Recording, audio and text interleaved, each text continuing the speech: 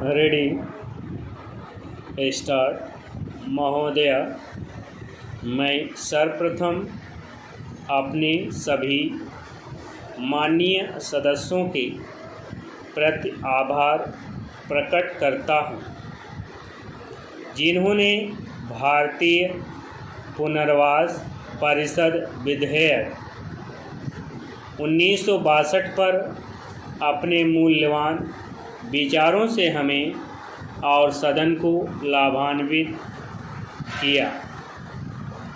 बहुत सारे प्रश्नों को माननीय सदस्यों ने रखा है, जिनके पीछे औचित्य है।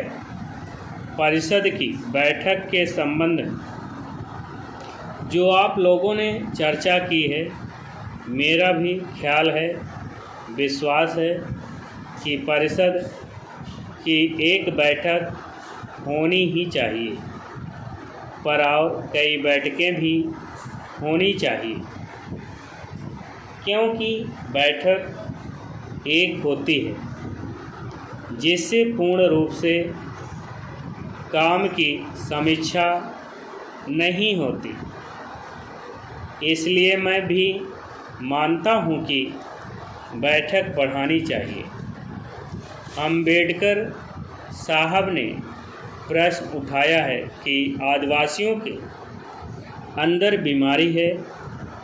जो भी बीमारी हो, जिस किसी भी कारण से कोई भी नागरिक अगर विकलांग होता है, तो उनको भी हम विकलांग की सूची में मानते हैं। उन्हें विकलांग नहीं मानने का प्रश्न नहीं है। यह प्राकृतिक प्रदत्त भी होता है, दुर्घटना के कारण भी होते हैं। कभी कभी आँख में दवा लगाने से भी हो जाता है। शारीरिक रूप से पिछड़ा हो गया तो इस तरह से जिन भी कारणों से कोई भी देश का नागरिक विकलांग होता है, प्रभावित होता है और प्रभावित होने के बाद विकलांग होता है, तो वह विकलांगों की सूची में निश्चित रूप से आता है।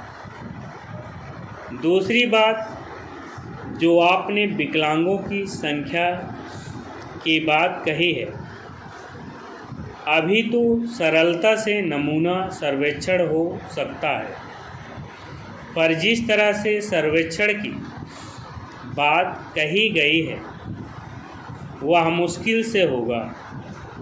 इसमें ये आंकड़े आएंगे, पर मैं यह कहना चाहता हूँ कि इनकी संख्या कम नहीं है।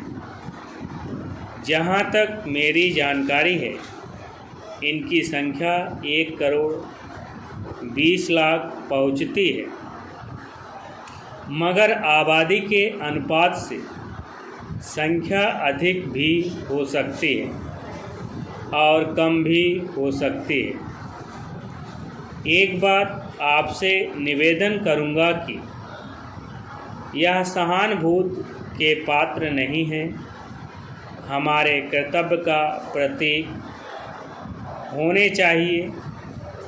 समाज में जो यह बातें हैं कि लोग समझते हैं कि विकलांगों के प्रति, चाहे सामाजिक विकलांग हों, आर्थिक विकलांग हों, शारीरिक विकलांग हों, या जो भी निर्बल हैं, उनके प्रति सरकार को या व्यक्ति को या समाज को कर्तव्यपरायण होना चाहिए, ना कि सहानुभूति दिखलानी चाहिए। मैं इसे नहीं मानता। मैं मानता हूँ कि हमारा कर्तव्य है कि निर्बलों को ऊपर उठाएं, हमारी सहानुभूति नहीं, सहानुभूति के अंदर यह भावना है कि मैं बड़ा आदमी हूँ। स्टार।